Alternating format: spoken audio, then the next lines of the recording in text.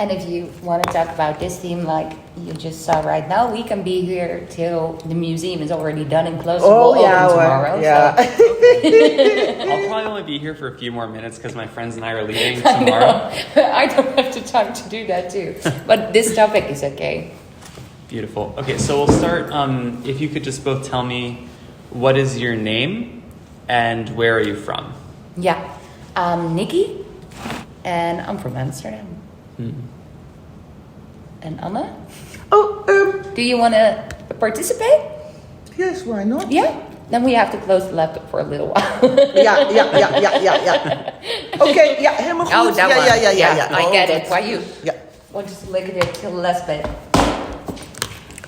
If you wanted to introduce yourself. Yeah, my name is Anne and where you're from? I'm from Amsterdam and I'm an artist and I'm neurodiverse and sometimes I use my experience with my own inner life and my madness to make art. They really can inform my art. Beautiful. Definitely. So I have two questions for both of you. I'd like to start, Nikki. Can you talk about, you're talking about reclaiming the term outsider? Can you sort of talk about the outsider gallery and what it means to reclaim the term outsider? I think for me, look, the term outsider has been there as long as I've been alive. And outsider is in Dutch is a buitenbeentje. Or it actually really means we just put you outside of it. You cannot take part in it. You're different. We don't want to play with you. And I've been feeling that all my life. And then this gallery I've been visiting for years. And the outsider art community, which started as Art Brut, I've always been in love with that side of art. And the artists that I'm mostly inspired by, like Frida Kahlo, Yayoi Kusama, Louise Bourgeois, they all make work surrounding their inner world. And my inner world made me, or because of my inner world and how I expressed that, people made me an outsider or said that I was. And when I came here, I started seeing and thinking about the term outsider because it is a hurtful term. And it came out of a derogative meaning. People wanted to hurt by saying you're an outsider. But I know so many fucking outsiders. And they're the most dope people that I've ever met. The artists that I'm most inspired by are called outsiders. So why shouldn't I be an outsider? And why shouldn't we reclaim that term? Because the people that I meet that are made outsiders, the art that is called outsider art, I get so hyped up from. And it's a place where I have most interesting conversations and the best human interactions that I've ever had. Conversations are really out there. And that's why I started reshaping the term outsider in my head a long time back. Then I started working here for the Outsider Art Gallery. And then we're talking about a name change because that term, which I feel good by now, is still out there in the world as that derogative term. So how do we explain wanting to put out the work with that derogative name? And then I said, no, I think we should reclaim it. And then a name change takes years, so we still have a little while. You can change the name on the front. Apparently, I thought just take a marker and write something new. Name changed, but it isn't that easy. So it's going to take years. And then I said, okay, but then I really want to see and work out on how to reclaim that term. Because if we fill it again with power, if we meet each other and give that term power, I think for us as a community, maybe we'll have a ripple effect. And that first drop that already falls is doing so much. Like, for instance, at the atelier that we work together, we are really reclaiming pride. We are really reclaiming safety. And by acknowledging the difficulty of it. And I think that's beautiful. Because for me, an outsider, and that's why I want to reclaim it and make it a powerful term, I just realized it's actually a very nice reflection of all parts of life. Like, there's not only beauty, there's not only happiness, there's struggle too. And by making art about that struggle, talking about that struggle, talking about it in society and how society makes that even more difficult. Like, yeah, I really just want to use that term, and especially when it's on the front of a place that I work with and I feel the most passionate about, I want to put positivity back into it, and I hope that it may get into society a bit more. But that's why I want to reclaim it. No, it's interesting because the word in Spanish is extranjero, which means like foreigner, but it could also translate to foreign land. So it's not only that we sometimes are outsiders, but we're in a place that's very foreign to us. Yeah. Like the customs of like being normal are very strange, just playing by different rules. Yeah. So I connect a lot to that word. Yes. Yeah, and also foreigner is such a good word with that as well. Like, oh yeah, you're from a different place. But people could also say you're a foreigner. Yeah. Bum. Tone, different meaning, different term. And it is from a different place, but ain't we all? That's why I think, the baker, it doesn't have any difference to us. He's just a human being with the name first, the story, and then whoever knows.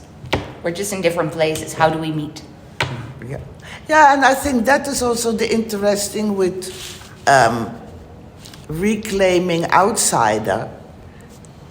When we talk about it, then also it is also kind of acknowledging about how society can make mechanisms so that we also don't work together, or that we are stuck in misconceptions. Like that I say, okay, she's white, so I suppose I can experience racism from her.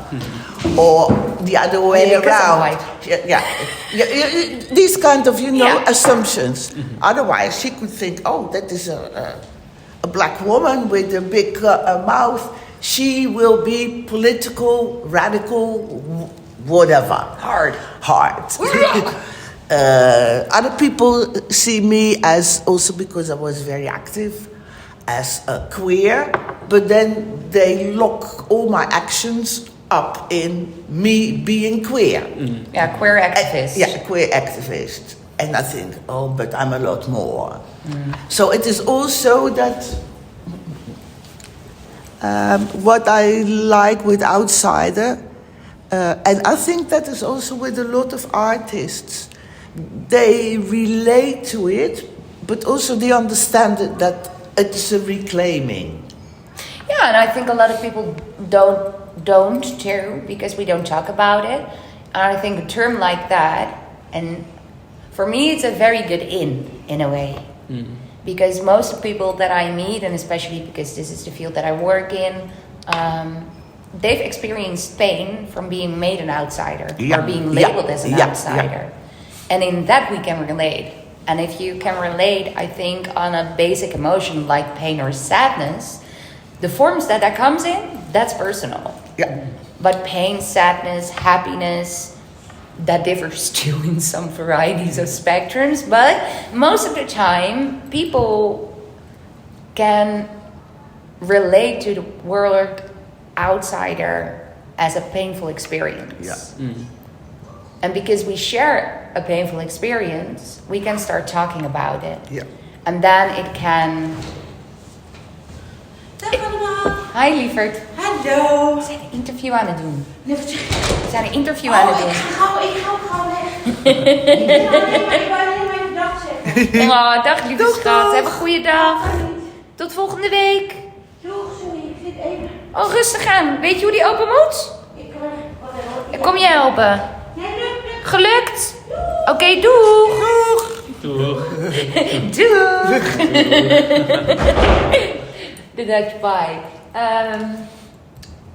No, but I think in a way, because we recognize each other's pain, we can start talking about that term again, because it lowers walls, and it makes it more approachable, because you connect, and then you can start talking about, well, what is it for you, and who do you want to be, and are you actually proud of what people made you an outsider for? So it works in a lot of different ways. It's not only reclaiming that term, but I think it's actually reclaiming some pride within ourselves too. Or at least that's how I try and put that out in the work that I do. And in my creative work that I do as an artist, but also with working for Cordan. I think that's one of my and also how you are missions. coaching us as a group, because it is sometimes easy to stay at the point for, okay, I know your pain, I know your insecurity, and then everybody is just respectful in the way of, I'm polite. I make space, but I won't express. And I think what you were doing is make it easier for all of us, that all the emotions have their value, and that it is also okay when you feel not that strong or depressed, or you will be present but you don't want to participate. It's all good. I think emotions are always valid, actions aren't. And actions can be caused by emotions, and there's also a difference between feelings and emotions. But emotions and feelings are always valid. Doesn't mean you have to act out on them. And I think for us as a group, we're really trying to figure out how to restructure that. What's safety for you is something different from me. How do we speak about that? How can we take care in that situation? But also, if you talk about safety, especially also with that outsider community label, I think we're all quite programmed already in being dangerous in a way, or to be watched out, and that has all different shapes and forms. Like, for instance, Jelle closes up, Sumaya explodes. In the same way, that's a reaction to the emotions they feel. But how do I create a space where Sumaya can blow up? And that will have, like, of course, there will be a line that you don't cross still, but that's a part of her. How can we, as a community and a group, make space for Sumaya? How can Sumaya make space for her blow up? Does she need to go out? Does one of us have to walk out with her?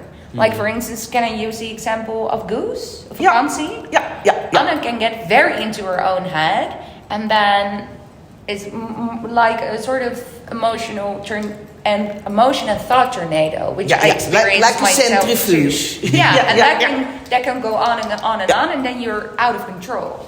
And we just started talking, and we connect in a good way. I think we trust each other, and that's why I could say to Anna, but I think I notice when you're going there, and sometimes Anna notices it herself, and then we just decided to have a code word. Like, if I see Anna get wild up, I just say vacation. And Anna, immediately, because it is a kind of agreement also, immediately it works. And that's because we looked to find a way that you could be you. And if I just said, okay, let's have a code word vacation, and that doesn't bring you back, then fuck vacation. It doesn't work. No. But how do we connect? And how do we make space within that group to have everybody be present and just be okay as themselves? You don't always have a good day. You don't always want to participate, but you're always welcome. And how do we make sure you feel that? And how do we support and stabilize each other in that way? And stable isn't always mentally okay. Isn't always calm and collected. No. How are we stable in a way that you can go and I can go? Oh, that will be fun to listen back to.